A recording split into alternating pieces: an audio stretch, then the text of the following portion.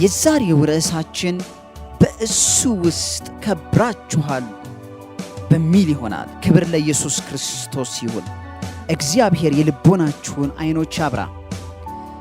በሮሜ መጽሐፍ ምዕራፍ 8 ቁጥር 30 የመግቢያ ጥቅሳችን ነው። እንዲህ ይላል፣ አስቀድሞም የወሰናቸውን እነዚህን ደግሞ ጠራቸው። ሃሌሉያ! የጠራቸውንም እነዚህን ደግሞ አጸደቃቸው፣ ያጸደቃቸውንም እነዚህን ደግሞ አከበራቸው። ክብር ለኢየሱስ ክርስቶስ ይሁን። ፓስተር ክሪስ እንዲህ ይሉናል፣ ኢየሱስ ክርስቶስ የአባቱ ክብር ነጸብራቅና የማንነቱ ግልጽ ምስል ነው። ይህ በዕብራውያን ምዕራፍ 1 ቁጥር 3 ላይ ይገኛል። እኛንም ያደረገን ልክ እንደዚያው ነው። በእርሱም ውስጥ ከብረናል። በዮሐንስ መጽሐፍ ምዕራፍ 17 ቁጥር 22 እንደዚህ አለ ኢየሱስ ሲናገር፣ የሰጠኸኝን ክብር እኔ ሰጥቻቸዋለሁ፣ እንዲሁም ዓለም አንተ እንደላከኝ በወደድከኝም መጠን እነርሱን እንደወደድካቸው ያውቃል ብሎ ጸለየ። ክብር ለኢየሱስ ክርስቶስ ይሁን። ሃሌሉያ! እግዚአብሔር መንፈስ እጅግ አድርገን እናመሰግናለን። ክርስቲያን የክርስቶስ ስቃይ ፍሬ ነው። መጽሐፍ ቅዱስ ስቃዩን በመከተል የሚመጣውን ክብር ይናገራል። በአንደኛ ጴጥሮስ ምዕራፍ 1 ቁጥር 11 የመስቀሉን ስቃይ የታገሰበትና ነውርን የናቀበት ያ ክብር እኛ ነን። ሃሌሉያ! የዕብራውያን መጽሐፍ ምዕራፍ 12 ቁጥር 2 እንዲህ ያስተምረናል። ስለዚህ ለክርስቲያን ኀፍረት የለም፣ ምክንያቱም ኢየሱስ ኀፍረታችሁን አስቀድሞ ተሸክሞታል ይሉናል ፓስተር ክሪስ። የክብርን ሕይወት እንድትኖሩ ዋጋውን ሁሉ ከፍሏል። ሃሌሉያ! ኢየሱስ እናመሰግንሃለን። ለስኬታችሁ የሚያስፈልጋችሁ ሁሉ ተሟልቷል። እናንተ የክብርና የልቀት ኑሮ ትኖሩ ዘንድ እሱ ስለ እናንተ ሲል ሞቷል። ሃሌሉያ! እጅግ የተወደደ ሞት ነው ጌታ ይሞታል። ከምትክ ሞቱ በጣም አስፈላጊ የሆነው ነገር ቢኖር ሞቱ በመቃብር አላበቃም። በሦስተኛው ቀን በድል ከሞት ወደ ሕይወት ተነስቷል። ሃሌሉያ!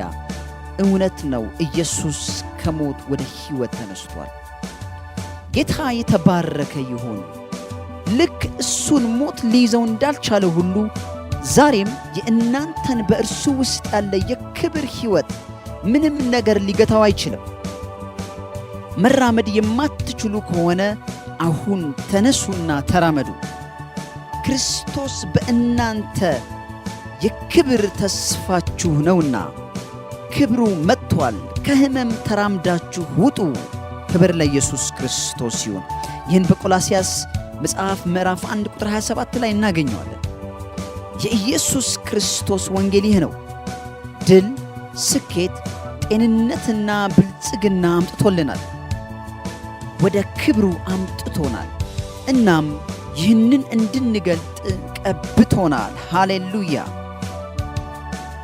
በአንደኛ ጴጥሮስ ምዕራፍ 2 ቁጥር 9 እንዲህ ይላል፣ እናንተ ግን ከጨለማ ወደሚደነቅ ብርሃኑ የጠራችሁን የእርሱን በጎነት እንድትናገሩ የተመረጠ ትውልድ፣ የንጉሥ ካህናት፣ ቅዱስ ሕዝብ፣ ለርስቱ የተለየ ወገን ናችሁ። ሃሌሉያ! ሃሌሉያ! አንደኛ ጴጥሮስ ምዕራፍ 2 ቁጥር 9 እጅግ በጣም ድንቅ ነው። ድንቅ ነው። ሃሌሉያ! የተወደዳችሁ የእግዚአብሔር ቅዱሳን፣ የሚከተለውን የእምነት አዋጅ ደግሞ ከእኔ ጋር እናውጃለን። ክብር ለኢየሱስ ይሁን። ሕይወቴ የእግዚአብሔር ጸጋና የክብሩ መገለጫ ነው። የእርሱ ጥበብና ጽድቅ በእኔ ውስጥ ተገልጧል፣ በግልጽም ይታያል። በጨለማው ዓለም እኔ የእርሱ ብርሃን ነኝ። በዓለሜ ላይ በመንፈሴ ውስጥ በሚገኘው በእግዚአብሔር ጽድቅ ተጽዕኖን እፈጥራለሁ። በኢየሱስ ስም አሜን። ቅዱሳን የእግዚአብሔር ልጆች፣ ለሰማይ ርስት የተጠበቃችሁ፣ ለተጨማሪ ጥናት ይጠቅማችሁ ዘንድ የሚከተሉትን መጽሐፍት ታነቡ ዘንድ ጋብዛችኋለሁ። አንደኛ ጴጥሮስ ምዕራፍ 2 ቁጥር 9ና የዮሐንስ ወንጌል ምዕራፍ 17 ቁጥር 22